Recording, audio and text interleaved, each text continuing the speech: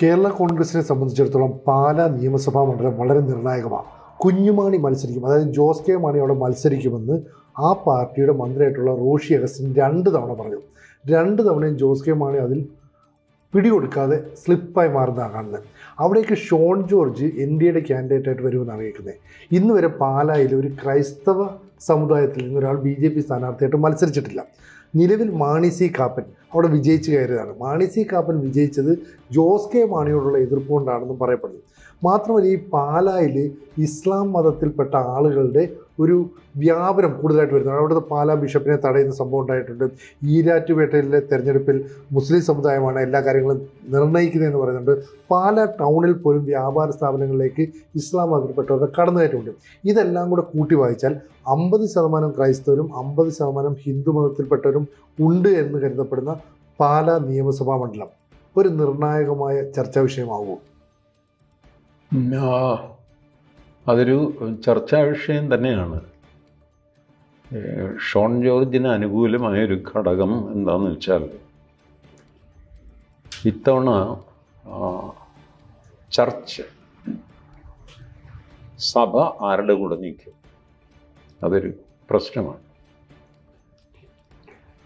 സഭയെ വെല്ലുവിളിച്ച് ഒരാൾക്ക് മത്സരിക്കരുതോ എന്ന് ചോദിച്ച് മത്സരിക്കുകയൊക്കെ ചെയ്യാം. KM മാണി മത്സരിച്ചിട്ടുമുണ്ട്. 1977 കത്തോലിക്ക സഭയെ വെല്ലുവിളിച്ചാണ് KM മാണി പാലയിൽ മത്സരിക്കുന്നത്.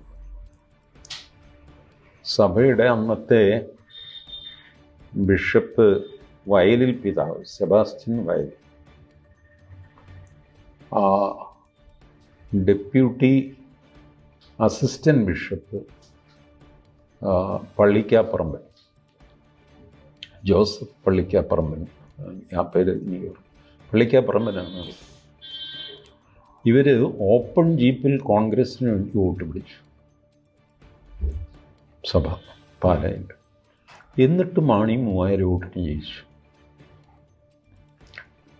അപ്പം മാണി മാത്രമാണ് സക്സസ്ഫുള്ളി സഭയെ ചലഞ്ച് ചെയ്ത ഒരു മനുഷ്യൻ. അതേസമയം സഭയുമായിട്ട് വളരെ അടുപ്പം പാലിച്ച ആളും മാണി തന്നെയാണ്. മാണിക്ക് രണ്ടും അറിയാമായിരുന്നു. ആ സാമർഥ്യമൊന്നും, അതിൻ്റെ നാലയിൽ വക്കത്തുള്ള സാമർഥ്യമൊന്നും ജോസ് കെ മാണിക്ക് ഇല്ല. പാവം. KM മാണി ജീവിച്ചിരുന്നപ്പോൾ KM മാണിയെ NDAയിലേക്ക് എടുക്കാമായിരുന്നു. അത് BJP ചെയ്തൊരു മണ്ടത്തരമാണ്. KM മാണി ആർക്കും വേണ്ടാതെയായില്ല. കോഴമാണി എന്നൊക്കെ പറഞ്ഞിട്ട്. അപ്പോൾ അന്ന് ഞാൻ വയസ്സുകാലത്ത് ലോ കോളേജിൽ പഠിക്കുന്ന സമയമാണ്. ഞാൻ ചെറിയൊരു നോട്ട് എഴുതി എൻ്റെ അധ്യാപകന് കൊടുത്തു. സാർ, ഇത് KM മാണിയുടെ കേസിനെ പറ്റി എൻ്റെ ഒരു വിലയിരുത്തലാണ്, സാർ നോക്കിയിട്ട് പറയണം. സാർ പറഞ്ഞു നാളെ പറഞ്ഞാൽ പോരെ. ഞാൻ പറഞ്ഞു നാളെയും മറ്റന്നാളെയും എനിക്ക് തിരക്കുന്നു, കാരണം ഞാൻ അദ്ദേഹത്തിൻ്റെ വക്കീലൊന്നും പഠിക്കുന്നില്ലേ ഉള്ളൂ. നെക്സ്റ്റ് ഡേ സാറിനോട് പറഞ്ഞു, 1ാം തരം ആർഗ്യുമെൻ്റാണ്, മാണി ഈ കേസിൽ കൊടുക്കാൻ പറ്റില്ല.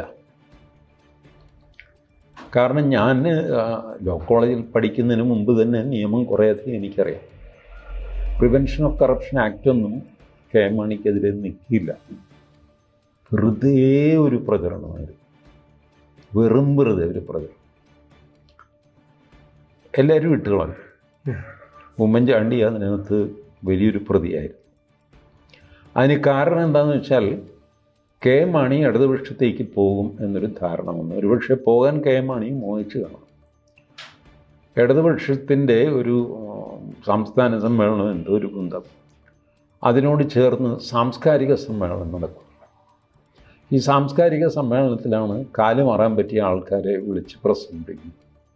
അങ്ങനെ അവർ KM മാണിയെ വിളിച്ചു. KM മാണിയോട് പോയി പ്രസംഗിച്ചു. ഇപ്പം KM മാണി ഇടതുപക്ഷത്തേക്ക് പോകുന്നു എന്നൊരു ചിന്തയും വർത്തമാനവും ഒക്കെ ഉണ്ടായി.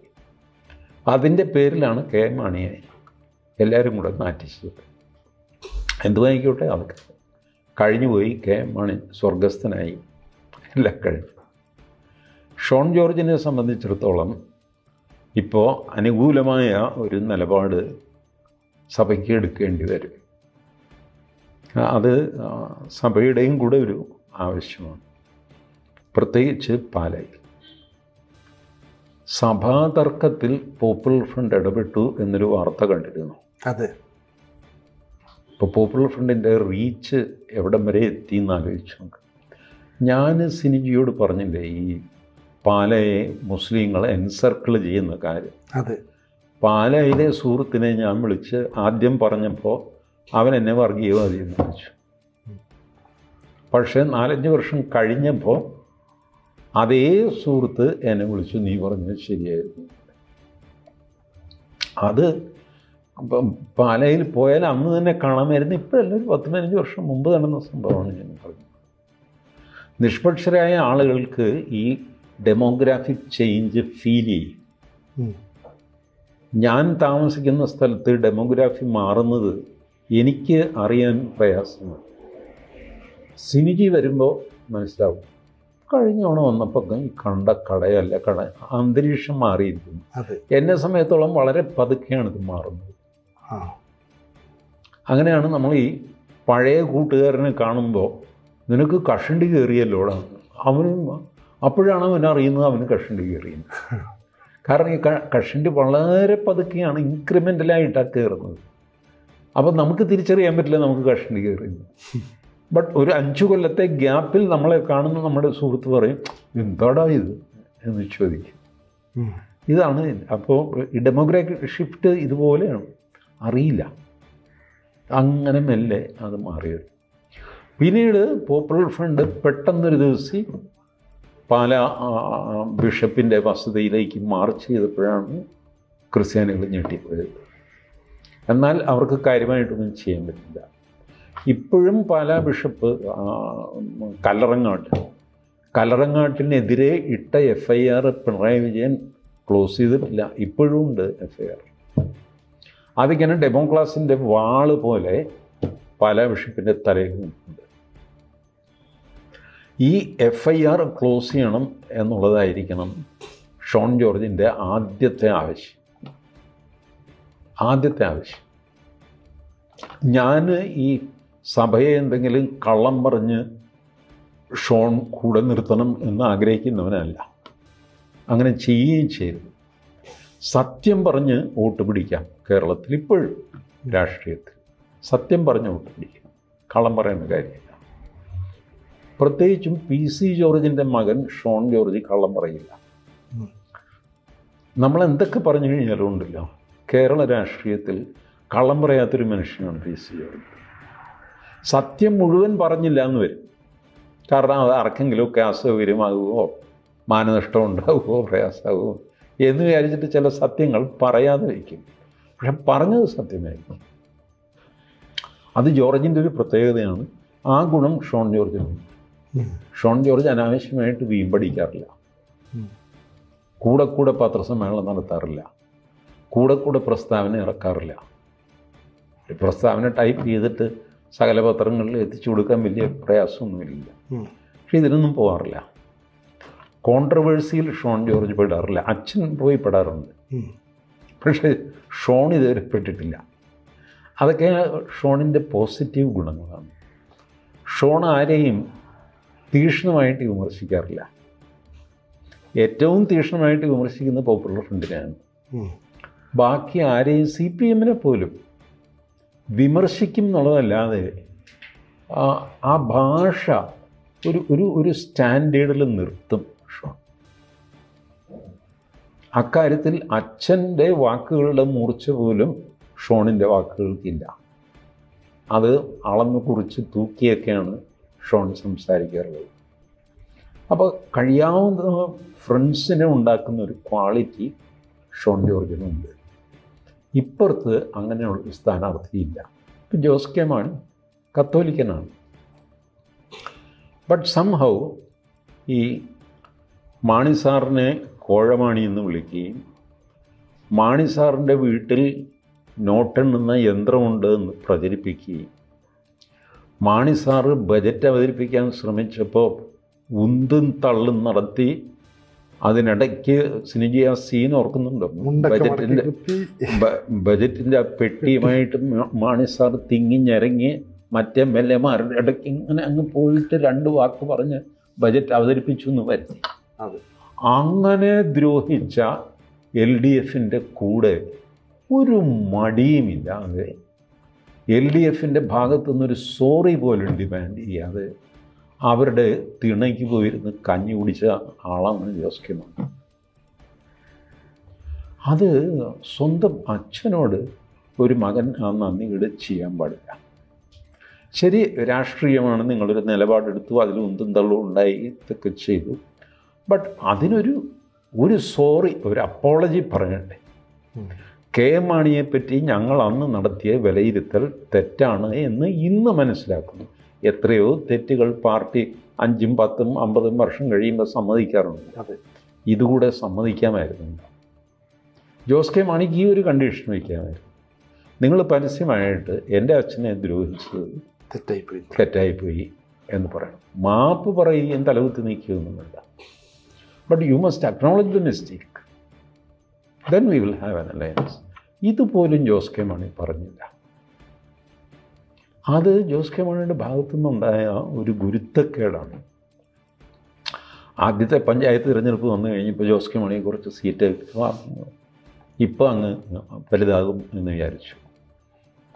ബൈബിളിൽ പറയുന്നതായിട്ട് ഞാൻ കേട്ടിട്ടുണ്ട്, ദൈവം ദുഷ്ടനെ പന പോലെ വളർത്തും.